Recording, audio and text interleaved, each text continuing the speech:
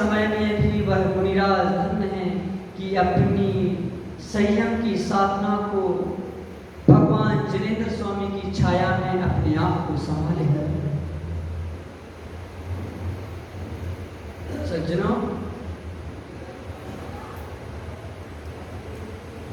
इस संयम से ही जीवों का कल्याण होगा।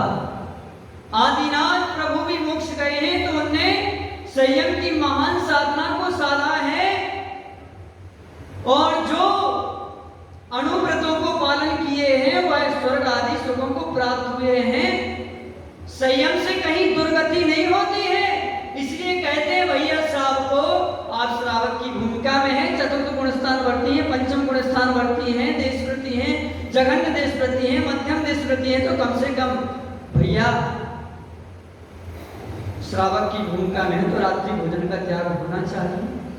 महाराज कैसी बात करते हो आप हैं? बेटा छोटा, अरे ज्ञानी आत्मा, श्रावक के मुख्य कर्तव्य है रात्रि भोजन का त्याग होना, पानी छान करके पीना, जीव दया का पालन करना, नित्य देव दर्शन करना, 5 औदंबर फलों का त्याग होना, जो सूर्य के प्रकाश में वनस्पति पक नहीं रही है, भूमि के अंदर जिन वनस्पति का विकास हो रहा है उन वनस्पतियों का त्याग होना, जिसमें सौंठ है, हल्दी है, ये तो पक करके फिर सूर्य की रोशनी में सुखाने पर वह काष्ठ हो जाती है, सड़ती नहीं है, इसलिए वो कथनचित पक्ष कह देते हैं। बाकी ये गलत चीजों को आप समझते हैं। मध्य मास मधु 3 मकार का त्याग होना, देव सास गुरु की भक्ति करने वाले श्रावक के जीवन में सब कुछ होना चाहिए। अगर ये नहीं है ज्ञानियों तो कान खुल के सुन लेना, वो देव सास गुरु के स्पर्श लायक नहीं है। आप कर रहे हैं वो आप जाने, आखिर तो जिनेंद्र भगवान की आज्ञा है वह सुन लेना। वो सम्यक दृष्टि वही है जो देव सास गुरु की आज्ञा, सम्यक दृष्टि। सम्यक के 10 भेद कहे हैं और धर्म ध्यान के वेदों में आज्ञा सम्यक, धर्म ध्यान का पहला वेद है आज्ञा। जिनेंद्र भगवान ने जैसा सूक्त का प्रतिपादन किया है उस पर यथार्थ रूप से वैसे ही श्रद्धा करना वह सम्यक दृष्टि है। और अगर जिनेंद्र भगवान के द्वारा कहा गया आचरण सूत्र पर श्रद्धा नहीं करता है तो कितना भी भगवान की पूजा करे, कितना भी मुनिराज को हाथ दान दे, कितना भी स्वाध्याय करे, वह समझना कि व्यवहार सम्यक दृष्टि तो है, वही अंतरंग सम्यक दृष्टि से भी सूखा हुआ है। इसलिए सज्जनों, श्रावक के योग्य जो आचरण है, जो कहा है, वह हमारे जीवन में घटित होना चाहिए। अरे भैया, आप नेल पेंट लगाते हैं, इत्र फुले लगाते हैं, अरे ज्ञानी सोचो किससे वह वस्तु बन रही है, किन जीवों को पीड़ा देकर के उस वस्तु का निर्माण हो रहा है, और आप उसको लगा करके और अनुभव करते हैं कि बड़ा मैं सुंदर हूं। आजकल ज्ञानियों के व्यापार हो गए हैं, जहरीले पदार्थ बेच रहे हैं, फसल में जो पदार्थ जो लिक्विड डाले जाते हैं। अरे ज्ञानियों, तुम्हारा जैन धर्म, तुम्हारा अहिंसा महाव्रत कहाँ गया? प्राणी संयम तुम्हारा कहाँ गया? इंद्रिय संयम की तो बहुत बड़ी बात है। सोचो, हम जहरीले पदार्थ बेच रहे हैं। ज्ञानियों, बहुत समझ के प्रवृत्ति करना, भली गृहस्थी हो। अगर धन के पीछे चले गए ना तो डूब जाओगे। इसलिए सबसे पहले आचार्य ने कह दिया 4 कसायों का त्याग होना चाहिए, तभी सत्य आएगा। और जब ही सत्य आएगा तो निश्चित है आत्मा को बोध होगा, आत्मा का बोध होगा तो निश्चित निश्चित जीवन में भूमिका के अनुसार चारित्र भी आएगा, संयम भी आएगा।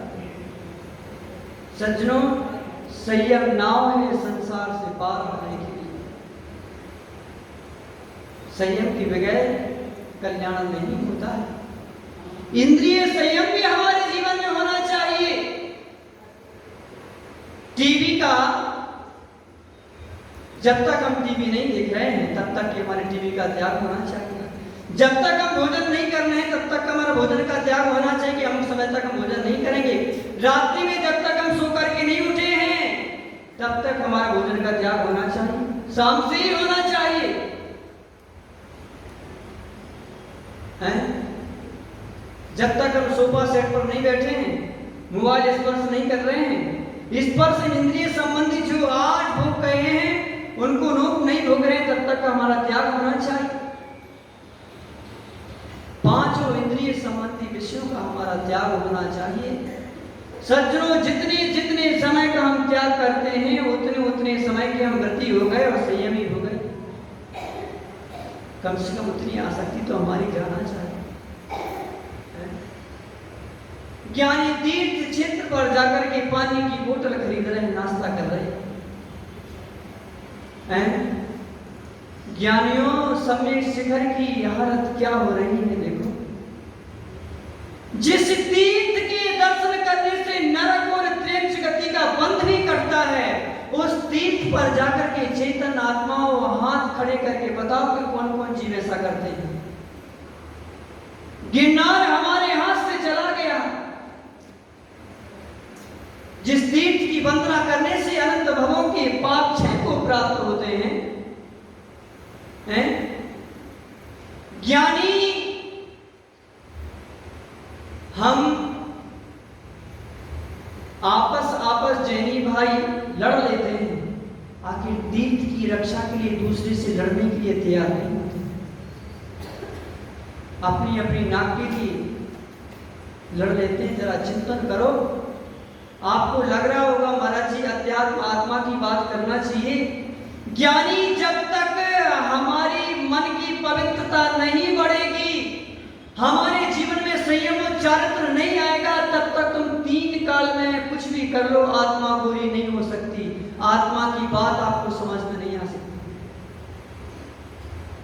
आत्म तत्व का तो उपदेश इतना ही है। चैतन्य आत्मा अहम खो कर सुतो दंसन रावण मयो सदा रूपी नव्यथ मंच किंचवी अन्नम परमाणु मित्तम भी। समय 7 में कुंद स्वामी कहते हैं। 39 नंबर की गाथा है। अरस मरूप मगंधम अपत्तम चेतना गुणम सत्तम जान अणंग है गणम जी मन दिव्य संठानम। आत्मा का स्वरूप कह दिया है कि स्पर्श रस गंध वर्ण से रहित है, शब्द से रहित है, स्त्री पुरुष नपुंसक लिंग से रहित है, कोई संस्थान वाला नहीं है। चिंता ना करो। यह आत्मा संसार में अकेला है, शुद्ध है, बुद्ध है, ज्ञान दर्शन गुण से युक्त है। परमाणु मात्र भी बाह्य पदार्थ इस चेतना में नहीं है। सब पदार्थ पृथक है। इतना ही उपदेश का है। आकर जो विस्तार किया है वो इसलिए किया है कि चैतन्य आत्माओं कैसे इस परम शुद्ध चैतन्य आत्मा की दशा को प्राप्त किया जाता है, उसकी सारी प्रक्रिया ऑपरेशन किया है।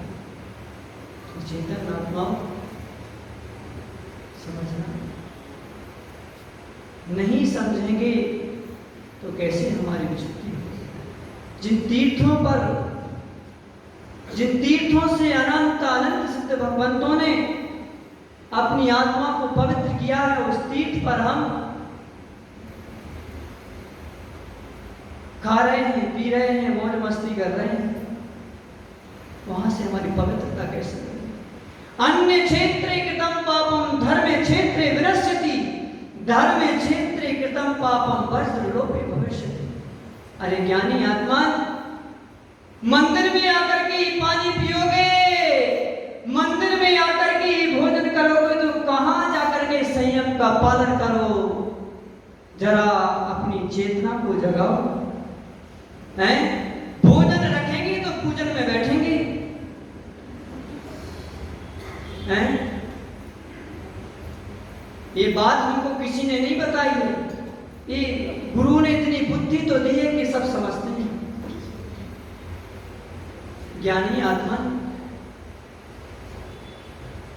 एक दूसरे का चेहरा देख करके हंस रहे हैं। अरे हमारे इधर जिनेंद्र भगवान को देखो,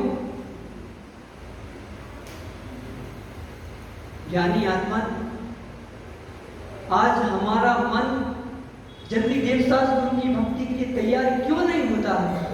जैसे लोगों के हाथ का बना हम खाएंगे, बुद्धि वैसी तो होगी।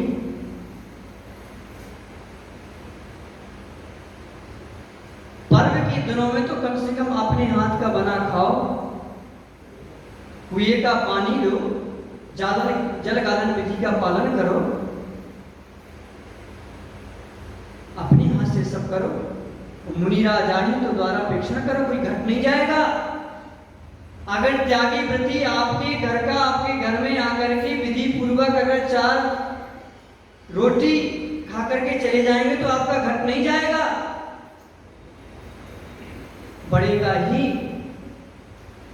सज्जनों,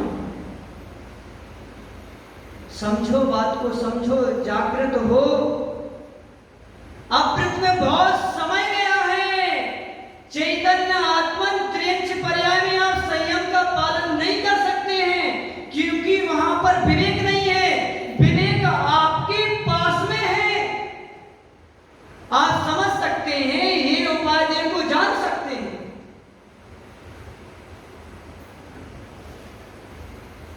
सज्जनों, समझना, आप सोचो, जब तक आप भगवान की भक्ति कर रहे हैं आपको भूख प्यास की आकुलता हो रही नहीं? इतने समय का आपने संयम का पालन कर लिया। सज्जनों, संयम की महिमा को समझो, संयम को अपने जीवन में उतारो। इंद्रिय संयम भी होना चाहिए, प्राणी संयम भी होना चाहिए, मन का संयम भी होना चाहिए। जब तक मन का संयम नहीं होगा, मन संतुष्ट नहीं होगा, तब तक आप 5 इंद्रियों पर कंट्रोल नहीं कर सकते। और मन संयमित होता है भगवान के जाप से, मुनिराजों की आराधना से, जिनवाणी का स्वाध्याय करने से। उस प्रवृत्ति को लाओ। सज्जनों, संयम से ही उत्तम गति की प्राप्ति होती है, दुखों का नाश होता है। सज्जनों, समझे संयम की महिमा और अपने जीवन में संयम को लाएं। संयम के बहुत सारे प्रसंग आपके समक्ष हैं। वज्र बाहु का भी प्रसंग आपके सामने है, और 24 तीर्थंकर भगवान की महिमा आनंद सिद्ध जो हो गए हैं, उनने सभी संयम से ही अपने जीवन को पवित्र किया है। और संयमधारी महामुनिराज तो आपके समक्ष नहीं, तो सब संयम की महिमा को जान करके उतना संयम, बराबर संयम ले पाए तो ठीक है, नहीं तो श्राप का आचार्य के जो होता है, अष्टमूल गुण का पालन, 5 अनुव्रत, 3 मकार का त्याग, अपने संयम को अपने जीवन में लाएं। और जो हमको असंयम में ले जाते हैं, मोबाइल है, टीवी है, जो हमको संसार में भटकाते हैं, उनसे संयमित होने का पुरुषार्थ करें और अपने जीवन को मंगलमय बनाएं और अपने चैतन्य भगवान आत्मा को जानें। बड़ी उत्तम संयम धर्म की परम पूज्य आचार्य श्री सागर जी महाराज की जय।